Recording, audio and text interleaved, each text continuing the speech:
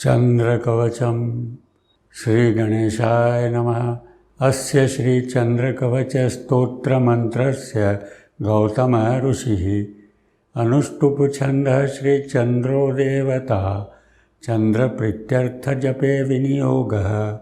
समं चतुर्भुजं वन्दे केयूरमुकुटोज्ज्वलं वासुदेवस्य नयनं शङ्करस्य च भूषणम्। एवं ध्यात्वा जपे नित्यं शशिनः कवचं शुभं। शशि पातु शिरोदेशं बालं पातु कलानिधिः। चक्षुषि चन्द्रमाः पातु श्रुति पातु निशापतिः।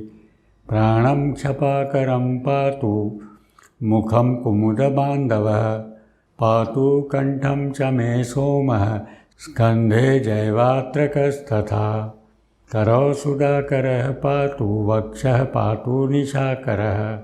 हृदयं पातु मे चन्द्रो नाभिं शङ्करभूषणः। मध्यं पातु सुरश्रेष्ठः कटिं पातु सुधाकरः। उरुतारापतिः पातु मृगाङ्को जानुनी सदा। अब्धिजः पातु मे जङ्घे पातु पादौ विदुः सदा।